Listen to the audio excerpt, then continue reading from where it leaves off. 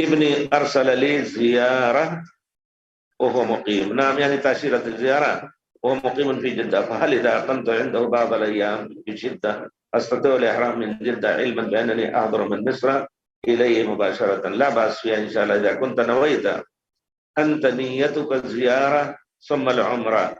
ولكن إذا كنت جيت من أول نيتك من هناك أروح الزيارة، يرسل الإنسان زيارة لأجل العمرة، فيجب عليه إن كان ابنك أنت تقول أنا أريد العمرة أرسل للزيارة، فالذي يظهر لي أن أصل الباعث لقيامك بهذه الرحلة هو زيارة بيت الله، فلا بد أن تحرم من هناك، ثم بعد ذلك تنزل في جدة بإحرامك، تبيت يوم أو يومين، ثم بعد ذلك يأتي بك ابنك بكل دلال وبكل راحة، يأتي بك إلى مكة وتحرم. هذا ضروري. لكن إذا كنت بالفعل جئت للزيارة وقلت ونويت من أول أزور ابني وأكون هناك شهر أو نصف شهر أو كذا، فالله أعلم، لا يجب عليك. وإذا أردت أن تحرم بعد ذلك تحرم من جدة، تحرم من جدة.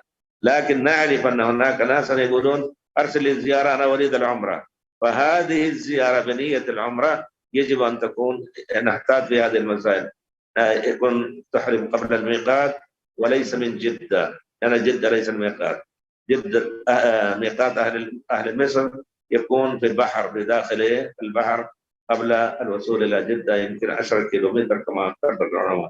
कहते हैं कि हम जिद्दा, बच्चा हमारा जिद्दा में रहता है, उसने विजिट का वीजा भेजा है, मैं चाहूँ तो यहाँ आकर के जिद्दा में 2-4 दिन रुक करके बगैर एहराम के उतरो और फिर जा करके जिद्दा से एहराम बांध करके तवाफ करो, तो इसमें फर्क करना पड़ेगा। अगर आपकी नीयत बच्चे को ज़ियारत के वीजे भेजने के लिए ये थी, नीयत की उम्रा करेंगे, तो आप एहराम बांध करके जिद्दा उतरें और बेशक आप वहाँ घंटा 2 घंटा 1 दिन 2 दिन एहराम के शुरूत के साथ रह सकते हैं, फिर आकर के उम्रा करें।